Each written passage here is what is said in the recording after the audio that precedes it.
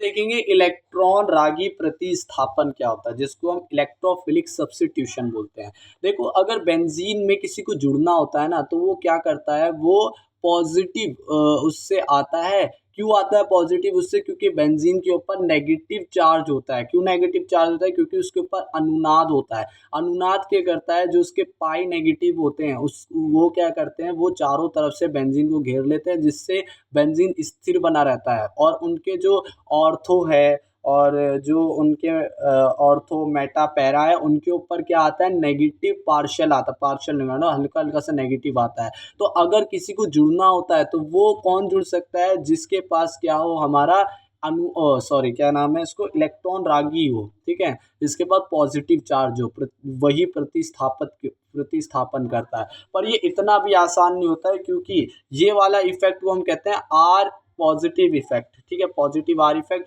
पर एक बेंजीन के ऊपर एक और इफेक्ट रहता है, जिसे हम नेगेटिव आई इफेक्ट भी बोलते हैं। उस नेगेटिव आई इफेक्ट के कारण क्या होता है, जितना भी वो नेगेटिव पार्शियल बना रहा है, ठीक है, वो क्या करता है, क्लोरीन जो होता है बेंजीन से सारा नेगेटिव चूस लेता है, ठीक है।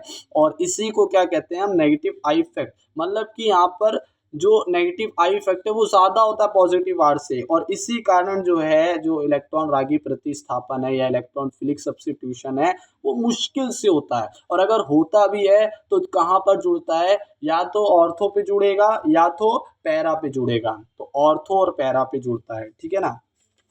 तो अगर हुआ तो देखो क्या होता है, इलेक्ट्रॉन रागी प्रतिस्थापन हुआ, इलेक्ट्रोफिलिक सब्स्टिट्यूशन। तो सबसे पहले देखो हम सारी रिएक्शन देखेंगे, इसमें 4-5 रिएक्शन है। सबसे पहले हेलोजिनीकरण। हेलोजिनीकरण में क्या होगा, हेलोजन ग्रुप जुड़ेगा, जैसे कि Cl2 को हमने जोड़ा। अब ये Cl2 जो होगा, ये पहले तो हम इसको क्या बनाना पड़ेगा, इलेक्ट्रॉन रागी प्रतिस्थापन, मतलब E+ बनाना पड़ेगा, प्लस आना चाहिए इसमें, तो Cl+ बन जाता है, ठीक है। और जब हम इसे H म्यू की उपस्थिति में देते हैं, तब जाकर ये एक तो कहाँ पर जुड़ता है, एक तो बेंजीन के ऊपर ये कहाँ जुड़ेगा, ऑर्थो पर, और एक नीचे पैरा पे जुड़ेगा। तो इस तरह से संरचना बनती है। देखो भाई, एक तो ये ऑर्थो पे जुड़ेगा और एक पैरा पे जुड़ेगा। जब हम Cl2 H म्यू देते हैं और ये Cl2 Cl+ में बनता है, मतलब इलेक्ट्रॉन रागी में, जब जाके ये संरचना होगी। दूसरी इसी को हेलोजिनीकरण। नाइट्रीकरण क्या होता है, देखो जब हम NO3 H3PO4 सॉरी H2SO4 में, मतलब H2SO4 की उपस्थिति में देते हैं, मतलब ये उपस्थित रहता है, ये कुछ करेगा नहीं। H2SO4 की उपस्थिति में जब NO3 देते हैं, तो ये NO3 जो होता है, ये NO2+ बनाता है, इलेक्ट्रॉन रागी बनाता है, जो कि प्रतिस्थापित करता है H को। अब देखो किसको प्रतिस्थापित करता है, H को, ये तो बताना भूल ही गया। मतलब कि यहाँ पर एक मध्यवर्ती बनता है जो अस्थायी होता है, उसके बाद H+ जो होता है वो हट जाता है, ठीक है ना। तो इसी तरीके से अभिक्रियाएं होती हैं, ठीक है ना। तो यहाँ पर हाइड्रोजन को निकाला उसने पहले किससे, ऑर्थो से, तो वहाँ पर जुड़ गया NO2। फिर क्या निकाला, पैरा से, फिर जुड़ गया वो पैरा में। तो इस तरह से दो यौगिक बन रहे, एक ऑर्थो पे एक पैरा पे।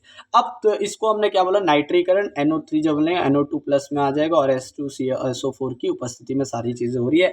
अब तीसरी है सल्फोनीकरण, ठीक है। सल्फोनीकरण में क्या होता है, देखो भाई, जब हम कंसंट्रेशन H2SO4 और SO3 लेते हैं, SO3 H2SO4 लेते हैं कंसंट्रेशन, तो ये क्या बना देता है, कंसंट्रेशन H2SO4 ये बन जाता है SO3H+ में, ठीक है, जिसमें एक एक हटकर प्लस आ गया इनके ऊपर साइन, ठीक है। तो ये क्या करेंगे, ये भी पैरा पर हमला करेंगे, और फिर सॉरी ऑर्थो पर करेंगे, फिर पैरा पे। तो ये दो तरह के इस तरह से यौगिक बनाएंगे, इससे हमने सल्फोनीकरण बोला SO3H+ को, ठीक है ना। तो ये SO3H यहाँ जुड़ जाएगा और फिर पैरा पे जुड़ जाएगा।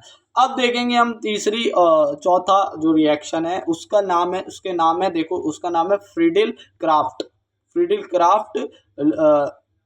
एल्कीकरण, ठीक है, जिसको हम एल्काइलेशन बोलते हैं। एल्काइलेशन, फ्रीडिल क्राफ्ट एल्काइलेशन क्या होता है, जिसमें हम CH3- को लेते हैं। अब ये CH3- क्या होगा, एक H को हटाकर Cl को हटाकर क्या हो जाएगा, CH3+ में आ जाएगा।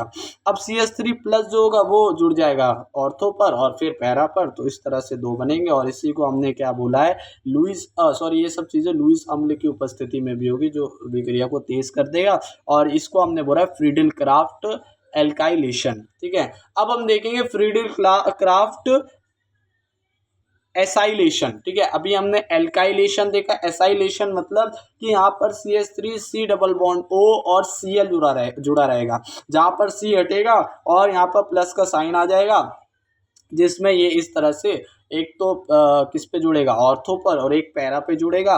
और इसको हमने क्या बोला, फिडेल क्राफ्ट एसाइलेशन या एसिलीकरण। और इस जो हमारा ये जो चीज़ आया है, ये जो CH3 C double bond O plus incoming voice call from अमीर बाहिया बोलते हैं, ठीक है ना, एसिल समूह बोलते हैं, ठीक है ना। तो इस तरह से अभी हमने ये चीज़ें देखी हैं और हमने ये इलेक्ट्रॉन ग्राही प्रतिस्थापन भी ख़त्म किया है।